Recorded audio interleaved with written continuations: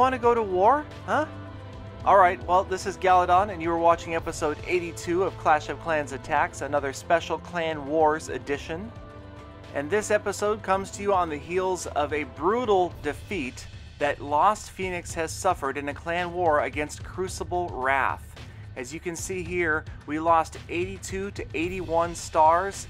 The interesting fact about this war, it was actually a rematch. We had previously defeated Crucible Wrath, quite handily I might add, but they came back, avenged the loss, and put us to shame.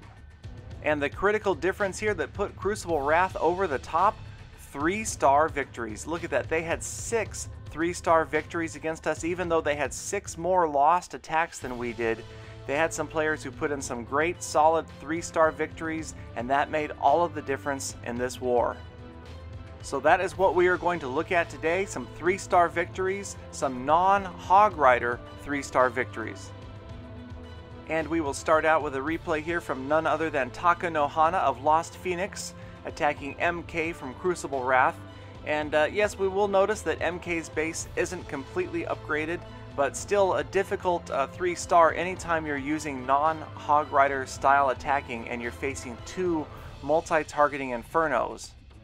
And here you can see Taka starting with his trademark distraction with barbarians while the wall breakers break open the walls and activate the king and the queen. He's going to bring them out here to the far right of the village and of course execute a flawless royal lure. And once he has them down, then he'll start the rest of his attack.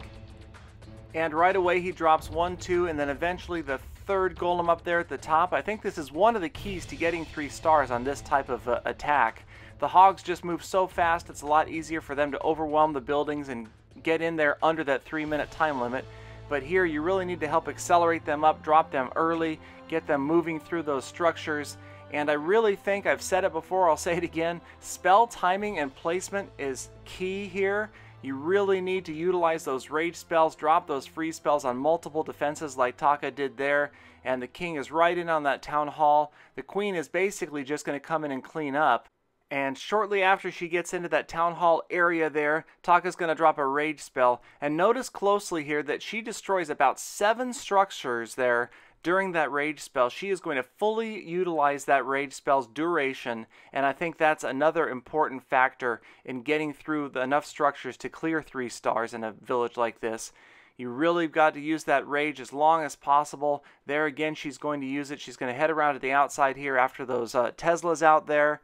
And as time winds down, you can see that there's really no major defenses left. All of the mortars are gone. All the wizard towers are gone. Of course, the crossbows and infernos are gone as well. So now it's just a matter of cleaning up whatever's left, and Taka is going to have his 3 stars.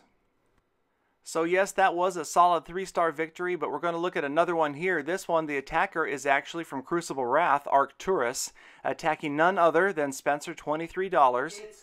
And you'll notice that Spencer's base is a little more upgraded than that last base that Taka had attacked.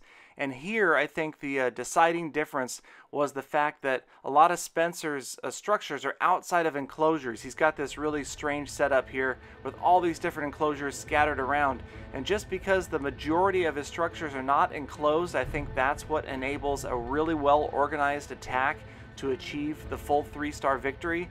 And again, you can see Arcturus laid down the golems there, and just this really wide spread of wizards. It almost looked like how you'd laid down archers in a Barch attack, all the way along that one side. And finally, the king and the queen join the fray, and the king in his rage is going to make quick work of the clan castle troops, going to take out that witch before she has a chance to make any skeletons at all, pretty much. And as you can see, they're just moving in a big wave towards the center now. Strategically placed freeze spells here. Now that Inferno has focused on the king, but Arcturus is going to drop another freeze spell just in time, saves the king from certain death, and he's going to manage to stay alive a little bit longer, do a little more damage there. Now another rage spell, and notice that pretty much all the wizards and the queen are all under that rage spell at once.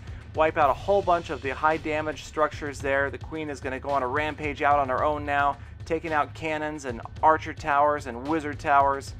And as we speed up the attack here, something really interesting happens right at the end of this battle. If you look, there's a huge pack of skeletons being taken out by a single isolated X-bow.